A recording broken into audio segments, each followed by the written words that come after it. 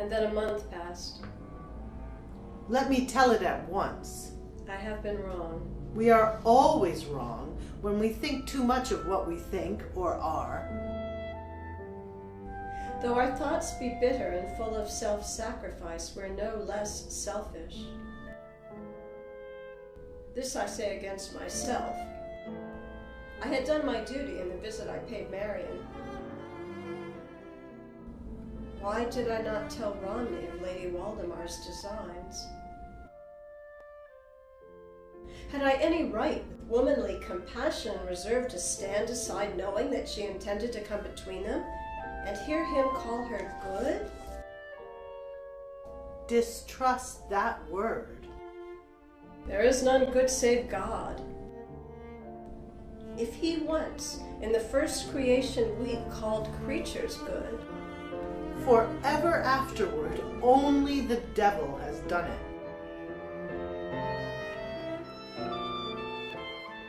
A good neighbor is fatal sometimes, cuts your morning into mincemeat of the very smallest talk.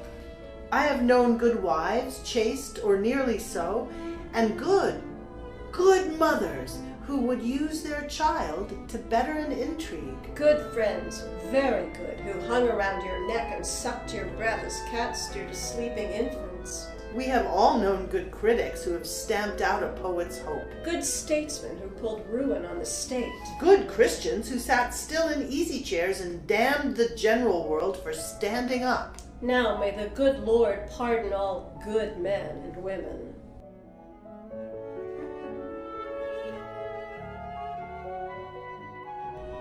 I should have thought a woman of the world, like Lady Waldemar, center to herself, who has wheeled on her own pivot half a life in isolated self-love and self-will, as a windmill seen at a distance, radiating its delicate white wings against the sky so soft and soundless, simply beautiful.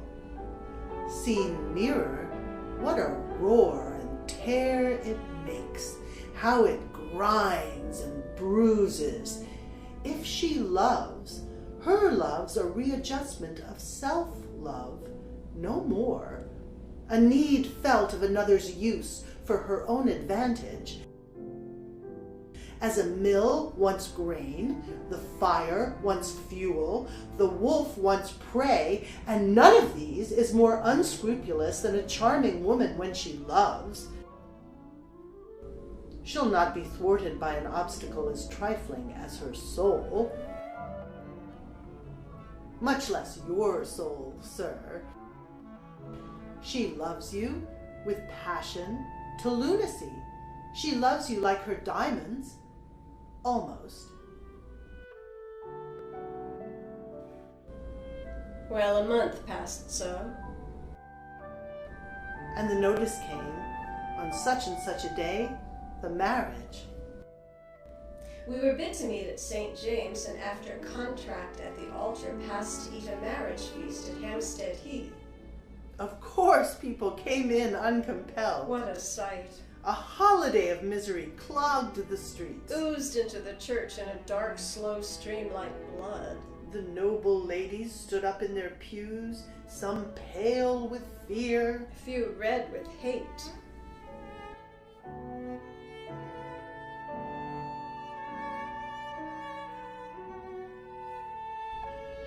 I've waked and slept through many nights and days since then, but to think of that day still will catch my breath like a nightmare. We waited for the bride.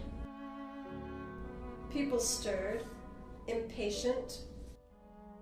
Romney stood and tried to speak. He held a letter in his hand. Silence was in the church. I heard a baby sucking in its sleep. Then spoke a man.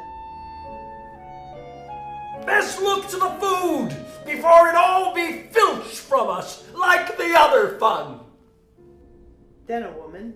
I'm a tender soul. I've never beat a child of 2 and drew blood from him, but I cried the next moment. I tell you I'm tender. I've no stomach ever for beef until I know about the girl that's lost. That's killed mayhaps. Disappear?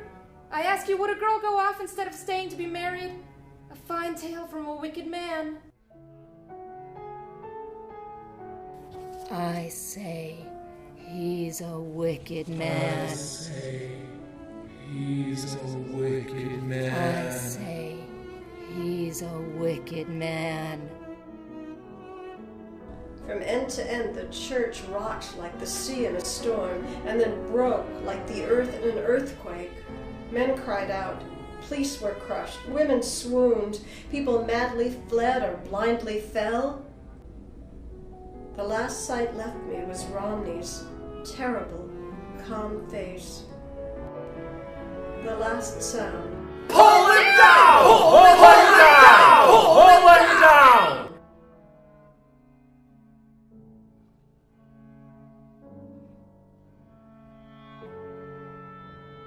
Here's Marian's letter. He sent the letter to me by our friend Lord Howe.